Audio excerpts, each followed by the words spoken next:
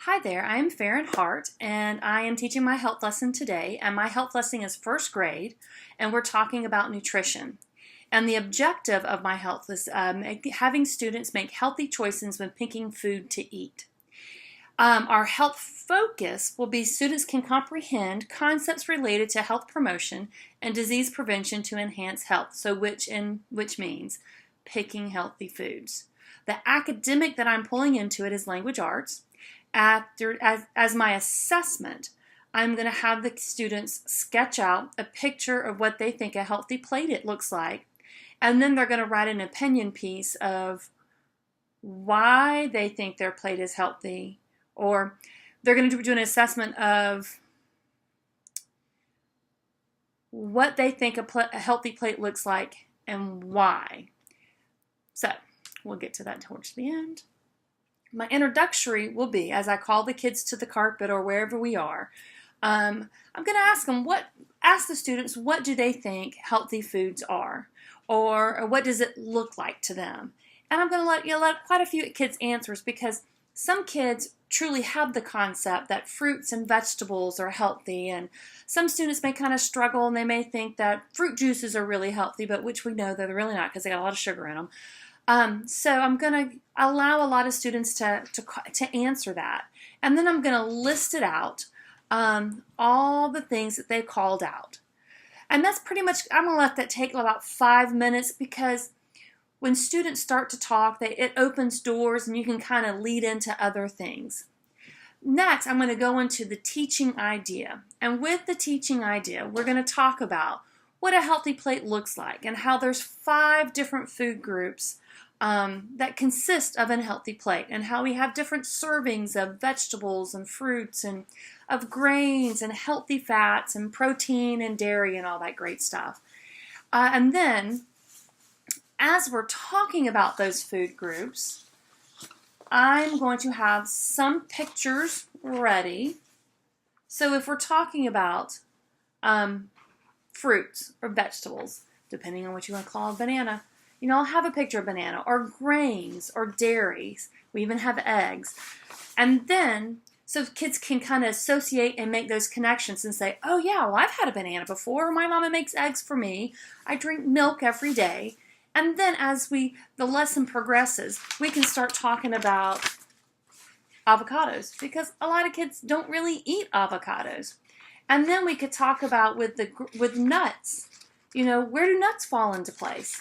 And then you can talk about berries, or, some forms of proteins, or beans, legumes. So we could kind of talk about that, so we can expand the students' minds that it's more than just eating broccoli and tomatoes and peppers and chicken and maybe a little bit of rice, or a piece of bread, or milk. And we can even talk about, as some families have gone into being a vegan, and how they don't eat meat. So they have to get their protein from somewhere else, thus for soy.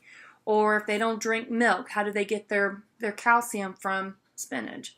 So those are kind of some of the things. And then start asking some of these students, well, have you had some of this? Do you eat these in your house? What are other foods that you may eat that are healthy foods that we've kind of talked about? And see how and where that kind of leads. So since we're talking first graders, I really think that is really good, about a good 10-15 minutes, because the longer you keep them on the carpet, the more they get fidgety. Even though they're kind of in a response back and forth with you, they start to move a lot. And then we move on to the assessments.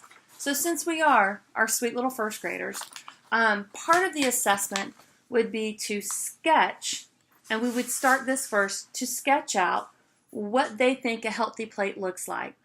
And I'd give them 5 minutes to sketch, because if you give longer, students will take as much time as you'll give them and not have anything done. But if you put that time frame on them, and let's just say we're going to do 5 minutes and have them sketch it, then they'll sketch within 5 minutes.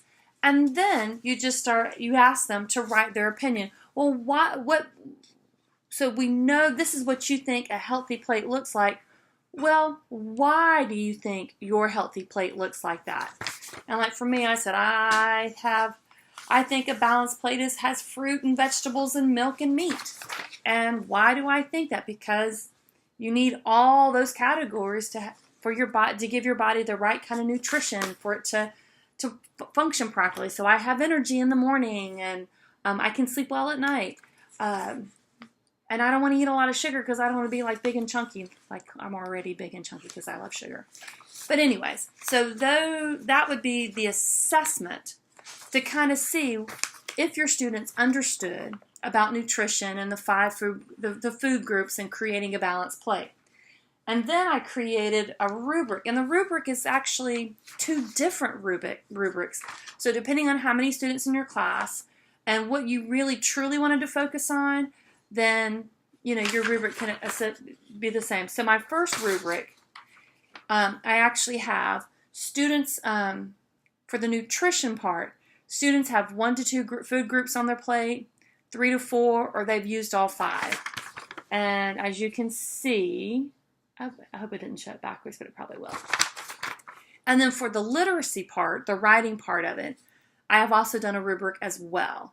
The students state opinions and did not state their reason why would get a 1. A 2, they stated their opinion and only gave 1 or 2 reasons. And 3, a student gave their opinion and gave 3 reasons why. Now, for the closing activity, I would bring all the students together. So like with your writing activity, I would really give it, you've got 5 minutes for them to sketch a picture, give them another 10 minutes to write, because once again, the longer the first graders have of idle time, the crazier it gets. So you really just kind of want to hone them in and get it going and not give them a lot of dead time. So to wrap up the lesson, what I would do is I would bring all the students back together on the carpet, and I would ask for volunteers who would like to share their sketch, plus share why they think this is a balanced meal, and have them give their reasons. And let about 3 to 4 students, depending on how much time you kind of have left, share, because I think that's really important for other students to hear what their peers think a balanced plate looks like, because they may look and say, ooh, I only have milk and chicken and 1 vegetable. Oh, maybe oh, that's right, we're supposed to have 3 servings of vegetables a day, and I only have 1, and I only eat 1, or I don't eat any vegetables. I don't have any vegetables on my plate. So that is my health lesson.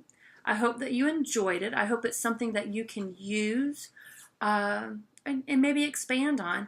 And thank you very much.